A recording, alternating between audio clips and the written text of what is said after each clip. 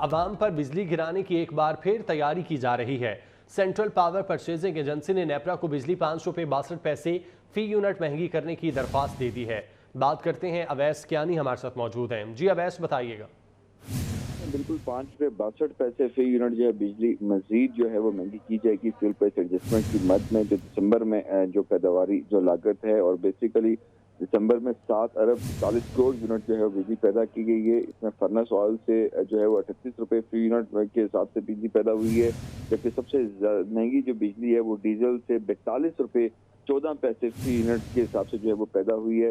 इसी तरह एलएनजी से 26 रुपये 22 पैसे और गैस से 14 रुपये 60 पैसे फी यूनिट जो है वो बिजली पैदा की गई है। ईरान से 33 रुपये 12 पैसे फी यूनिट में जो है वो बिजली दरामद की गई है। तो इसमें तमाम तर जो मामलात हैं, जो फिगर्स हैं, वो नेपरा अथॉरिटी के सामने 31 जनवरी को जो है वो रखे जाएंगे और समात में जो है वो ये इजाफा जो है उसको अलाउ किया जाएगा। और यकीनी तौर पर अगर ये अलाउ होता है तो सार्फिन पर एक इजाफी बोझ जो है वो पड़ेगा कि इलेक्ट्रिक और लाइफ लाइन के अलावा जितने भी साथी हैं। बहुत शुक्रिया अवैस साहब का। बानी चेयरमैन के खिलाफ तौहीन इलेक्शन कमीशन केस की समाअत शोएब शाहीन ने कहा कि हमें तो समाअत का मालूम ही नहीं, कोई नोटिस नहीं मिला। मेंबर कमीशन ने कहा जेल में गुज़श्ता समाअत में तारीख का ऐलान किया गया था। बात करते हैं उस्मान खान हमारे साथ मौजूद हैं। उस्मान, डिटेल्स क्या है? जी बिल्कुल, बानी पीटीआई के खिलाफ तौहीन इलेक्शन कमीशन केस की समाअत मेंबर सिंह की सरबराही में 4 रुकनी कमीशन ने की, इलेक्शन कमीशन में की है। वकील शोएब शाहीन ने कमीशन में समाअत का इल्म न होने का मौक़िफ़ अपनाते हुए कहा कि मुझे तो इस समाअत का पता ही नहीं, हर दफ़ा नोटिस आता है, इस बार नहीं आया। मेंबर कमीशन ने कहा कि गुज़श्ता समाअत पर बता दिया था कि समाअत अब कमीशन में होगी। वकील शोएब शाहीन ने कहा कि ये ज्यादती है, हमें इलेक्शन कमीशन की भी कार्रवाई की जा रही है हमारे खिलाफ, जिस पर मेंबर कमीशन ने कहा कि आप हमें गालियाँ निकालें तो हम आगे से कुछ ना करें। वकील ने कहा कि सुप्रीम कोर्ट के खिलाफ पीडीएम जमातें क्या कुछ नहीं बोली, इन्हें तो किसी ने नहीं बुलाया। रेमिया खान में हमारे 150 लोगों के खिलाफ पर्चे काट दिए गए हैं, जिस पर मेंबर कमीशन ने कहा कि तो आप क्यों इंतखाबी हमले पर हमला करते हैं, जिस तरह जेल के मुल्जिम ने बर्ताव किया हमने वो भी बर्दाश्त किया है। हमने कहा था कि कमीशन को गालियां दे, इस तौहीन को 2 साल हो गए। वकील शोएब शाहीन ने कहा कि अवाम आपकी तरफ देख रही है, इस्तदा है कि हमारी समाअत 15 फरवरी के बाद रख ली जाए, जिस पर इलेक्शन होने दिए जाए। जिस पर कहा कमीशन ने कि समाअत 24 जनवरी तक मुलतवी करने का इंदिया दिया, तो वकील शोएब शाहीन ने कहा कि हमारा तो इंतखाबी निशान भी छीन लिया गया है, हम आह भी करते हैं तो हो जाते हैं बदनाम, हमें कत्ल किया जाता है और आह भी नहीं करने देते, हमारे अंदर लावा पक रहा है कि इजहार भी ना करे तो क्या करे। जिस पर मेंबर कमीशन ने कहा कि हमने नहीं छीना, ये अदालत का फैसला है और आप जो है आह बंदूक से करते हैं। जी बहुत शुक्रिया उस्मान आपका। मेरी शाह महमूद कुरैशी से जेल में मुलाकात हुई थी। पीटीआई रहनुमा इमरान इस्माइल कहते हैं, रिकॉर्ड की दुरुस्तगी के लिए ये बात कहना चाहता हूं कि मैंने उनसे कभी पीटीआई छोड़ने की बात नहीं की। ये मुलाकात शाह साहब की ख्वाहिश पर हुई थी। शाह साहब अपना ग्रुप तश्कील देना चाहते थे, जिस पर हमने साथ देने से माजरत की थी। शाह महमूद कुरैशी से जेल में मुलाकात हुई थी। इमरान इस्माइल की जानिब से कहा गया, रिकॉर्ड की दुरुस्तगी के लिए ये बात कहना चाहता हूँ, मैंने उनसे कभी पीटीआई छोड़ने की बात नहीं की। ये मुलाकात शाह साहब की ख्वाहिश पर हुई थी। शाह साहब अपना ग्रुप तश्कील देना चाहते थे, जिस पर हमने साथ देने से माजरत की।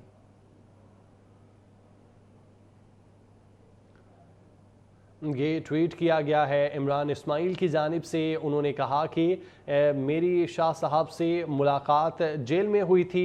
रिकॉर्ड की दुरुस्तगी के लिए ये बात कहना चाहता हूं कि मैंने उनसे कभी पीटीआई छोड़ने की बात नहीं की। ये मुलाकात शाह साहब की ख्वाहिश पर हुई थी। शाह साहब अपना ग्रुप तश्कील देना चाहते थे, जिस पर हमने साथ देने से माजरत की थी।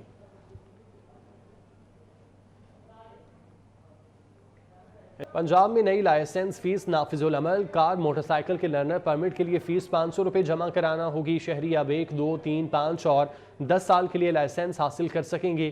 तफसीलात वकास सहमत से जानते हैं। जी वकास।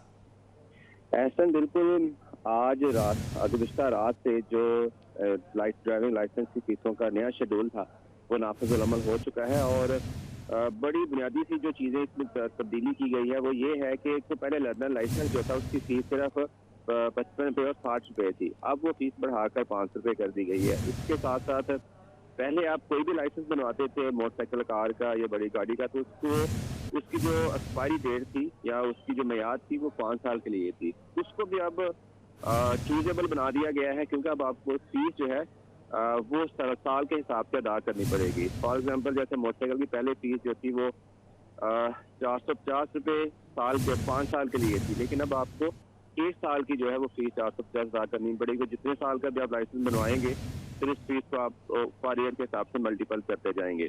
तो इस हवाले से पंजाब गवर्नमेंट का और ट्रैफिक पुलिस का मौका ये है कि हमने लोगों को पाबंद बनाना है कि वो ट्रैफिक कवानीन पर अमल करें और ताकि ट्रैफिक हादसा कम हो सके और जो नज़्म और ज़ब्त है सड़कों पर वो बरकरार रखा जा सके। तो आज जो ऑनलाइन फैसिलिटीज थी उसमें भी जो सिस्टम जो नई फीसिस हैं वो अपडेट कर दी गई हैं, जबकि जो मराकज़ हैं वहाँ पर भी नई फीसिस के हिसाब से जो है वो वसूली की जा रही है। जी ठीक है, वकास साहब का बहुत शुक्रिया।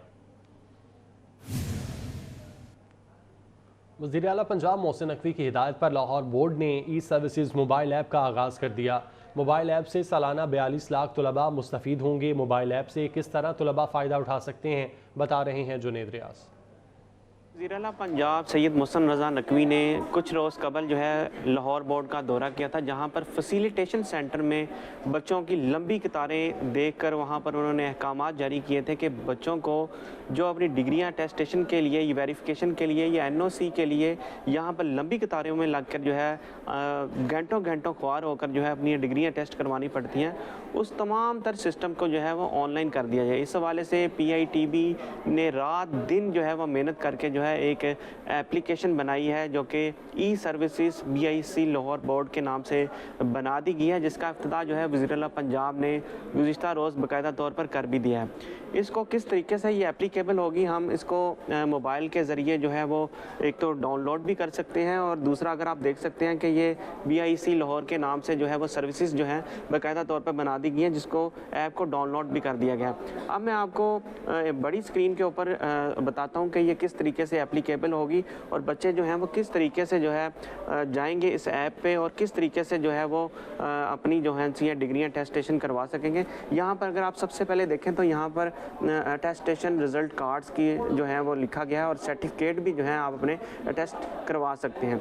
वेरिफिकेशन गवर्नमेंट और सेमी गवर्नमेंट प्राइवेट डिपार्टमेंट, वो डिपार्टमेंट जहाँ पर लोग जॉब करते हैं और डिपार्टमेंट की जानिब से डिग्रियों की वेरिफिकेशन करवाई जाती है, वो यहाँ पर आप करवा सकते हैं। जबकि NOC और माइग्रेशन जो एक बोर्ड से दूसरे बोर्ड में जब कोई बच्चा इम्तिहान देने के लिए जाता है उसके लिए भी बच्चे जो हैं वो यहाँ से बैठ कर अप्लाई कर सकेंगे। जबकि duplicate triplicate certificate result card भी जहाँ से बआसानी बच्चे घर बैठे अपने मोबाइल के ज़रिए अप्लाई कर सकेंगे और उन्हें जो है वो 30 सेकंड के अंदर जो है उनकी डिग्रियां वेरीफाइड करके जो है वो वेबसाइट पर दे दी जाएंगी, जिसके बाद वो अपनी रिज़ल्ट कार्ड जो है या तो लाहौर बोर्ड में जाकर ले सकते हैं या फिर वो अपने घर पे भी वो पार्सल मंगवा सकते हैं। बोर्ड TCS के ज़रिए चार्जेस वसूल करेगा और वो आपको डिग्रियां आपके घर पे पहुंचा देगा। अब ये अप्लाई करने का तरीका ये है कि आप अप्लाई करेंगे, यहाँ पर आप अपना कोई भी रोल नंबर लिखेंगे, वो रोल नंबर लिखने के बाद आप यहाँ पर अपना मैट्रिक और इंटरमीडिएट सेलेक्ट करेंगे। यहाँ पर आप पार्ट 1 पार्ट 2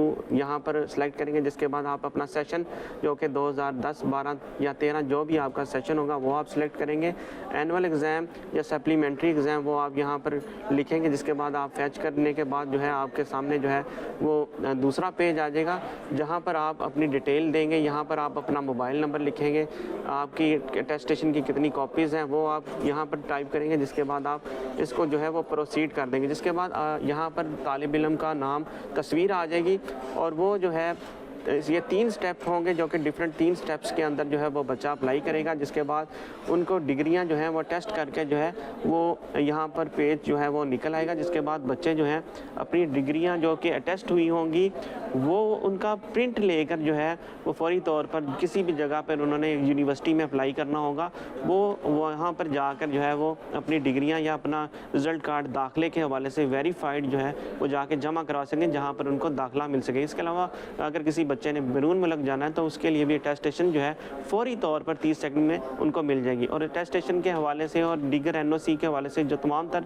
मालूमात हैं इस पेज पे फराहम कर दी गई हैं कि उनमें जो है कितनी उसकी फ़ीस होगी वो ऑनलाइन घर बैठे अपने मोबाइल के ज़रिए ही फ़ीस जो है वो जमा करा सकेंगे। उन्हें कहीं किसी बैंक का चक्कर नहीं लगाना पड़ेगा, वो घर बैठे ही फ़ीस अपनी जमा करवाएंगे, जिसके बाद वो डिग्रियां जो हैं वो तालिब इल्म जो है वो 7 दिन के अंदर अंदर जो है वो लाहौर बोर्ड के ऑफिस में जाकर रिसीव कर सकेंगे। अगर कोई तालिब इल्म बोर्ड ऑफिस या तालबा बोर्ड ऑफिस नहीं जा सकते तो वो ये करेंगे कि वो बोर्ड को रिक्वेस्ट करेंगे कि वो डिग्रियां उनके घर पे पहुंचा दी जाएं।